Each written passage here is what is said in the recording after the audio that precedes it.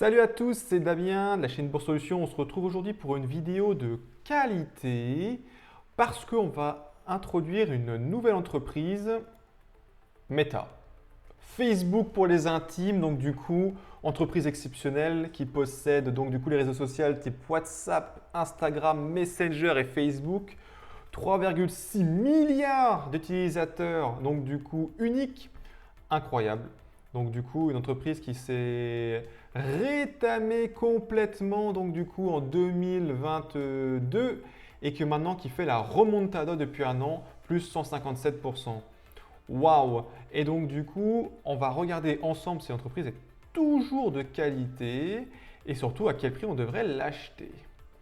Alors, bon, Meta, donc nous avons une entreprise donc, du coup, qui est une GAFAM, donc du coup une market cap monstre, donc 841 milliards de dollars avec un revenu de 120 milliards de dollars. Je le rappelle, donc du coup, l'entreprise donc à 98,1%, donc c'est l'exploitation de réseaux sociaux, pub et pub. C'est comme ça que Meta fait de la thune. Qu'est-ce qui se passe dans cette entreprise? Donc du coup, on voit que déjà, elle a un retour sur capital investi de 15,61%. Alors, ce qui est plutôt bien, donc du coup, les entreprises de qualité ont plutôt un retour sur capital investi de environ 15% au minimum. Et ça, c'est très très bien parce que c'est à chaque fois que l'actionnaire, donc vous ou moi, on va donner 1 euro, et bien l'entreprise, combien elle va réussir à générer avec cet euro? Et bien là, du coup, elle va générer 1,15 €, ce qui est exceptionnel.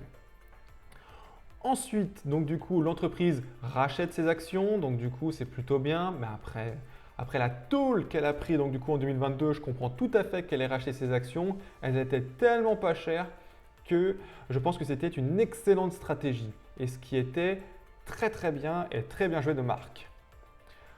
Ensuite, donc du coup, nous avons une croissance donc du coup du revenu, donc du coup du chiffre d'affaires sur les 5 dernières années de 57 milliards de dollars, ce qui est monstrueux.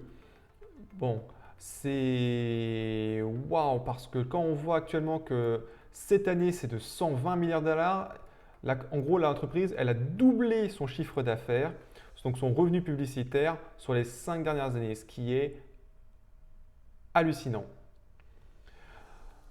Ensuite, donc du coup, le net income, donc du coup, les bénéfices de l'entreprise. Donc, qu'est-ce qu'elle fait? Donc, du coup, elle a augmenté ces 5 dernières années de 5,48%, ce qui est exceptionnel aussi. C'est très, très bien. Pour le free cash flow, pareil, donc du coup, 6,11 milliards de dollars, ce qui est exceptionnel aussi.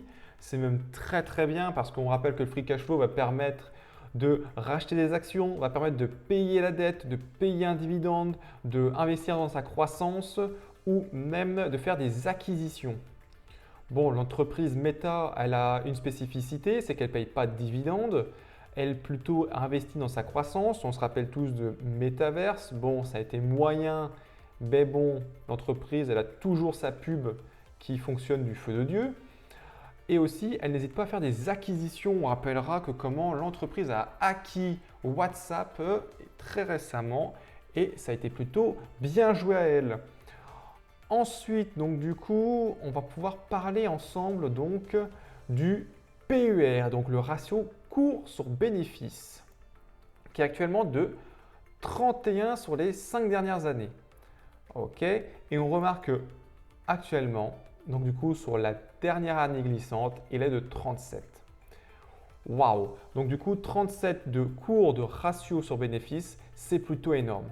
La plupart du temps, donc, cette entreprise a ce qu'on appelle un moat, donc du coup un avantage concurrentiel.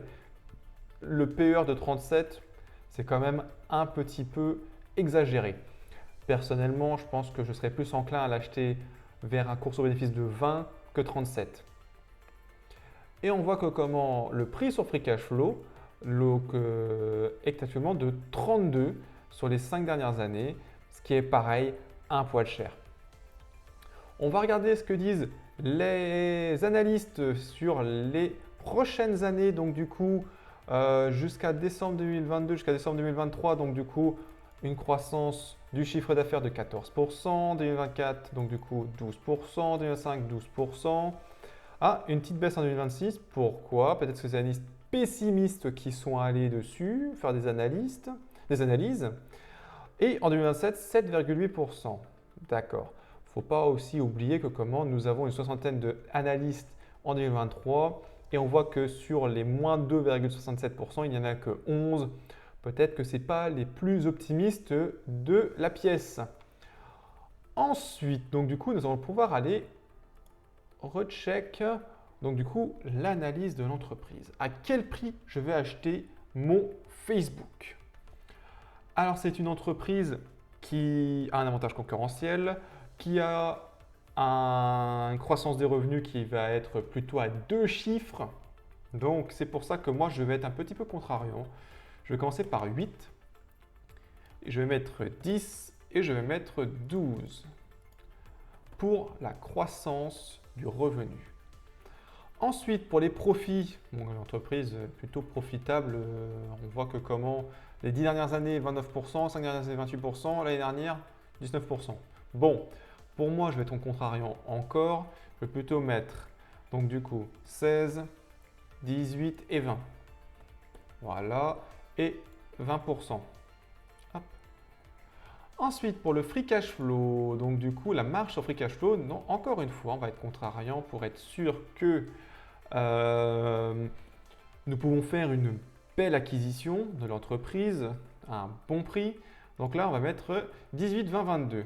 Le PER, donc le coût, le ratio cours sur bénéfice. Là, l'entreprise a un moat. On voit que l'entreprise fait de l'argent. Donc pour moi, ça vaut un petit premium. Et c'est pour ça que comment, cette fois-ci, je vais mettre 18, 20 et 22. Et la même chose sur le prix sur free cash flow, encore une fois, 18, 20 et 22. Le retour sur investissement, moi je veux battre le SP500, donc le coup que les cours de référence.